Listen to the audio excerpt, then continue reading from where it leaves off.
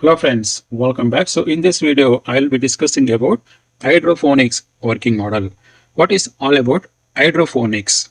So these days, what is happening? The land prices are going up and growing vegetables, fruits, everything on the land become very costly these days. Because of that, what we are trying to do is we are going in a vertical farming. So it is a kind of a layer farming, we can say. So in this concept, what we are trying to do here is so we are not using soil.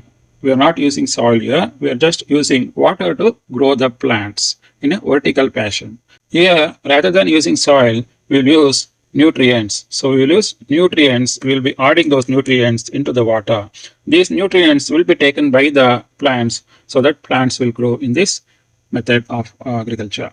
So let me explain how these three layers of hydroponics really works. So basically the first layer, if you can say this is level 1 layer, what we have done here is this is just we have kept water storage tank. This is the water storage tank where we are keeping the water. Plus we are also adding certain water nutrients so that those nutrients will enrich the plants.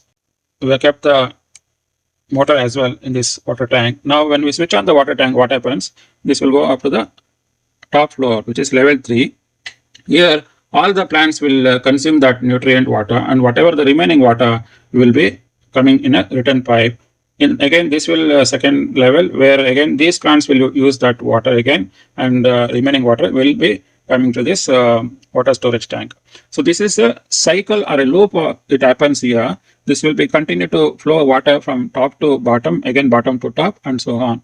This will continue to work until these plants will keep growing. What we have done is in the water storage tank we have used to grow fishes as well. This is an additional income where farmers can get by growing these fishes in this water storage tank.